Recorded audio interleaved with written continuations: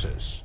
This is one of those rare instances where both sides of the aisle do agree on something. Kentucky college athletes should be protected and be at a competitive advantage with other states. That's why legislators say they're being careful in their process to pre-file a bill. Some of you guys might be asking right now, well, why didn't it pass already? And now lawmakers have their chance after Governor Beshear signed an executive order allowing student athletes to be compensated for the use of their name, image, and likeness. These two senators want to build on that and carefully outline what it means in law.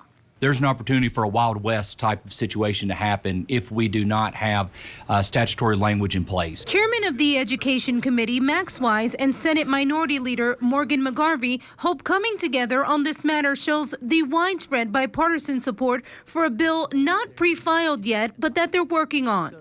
They want to have potentially an endorsement deal or even just run a camp in their hometown or some town in Kentucky, that they will have the ability to use their name and their image and their likeness and what they've done in their craft to have some advantage other than just what you see on the field. And time is on their side. 19 other states have legislation set to go into effect on July 1st. To keep the Commonwealth competitive, Wise and McGarvey are paying attention. This is something that cannot be done in a vacuum.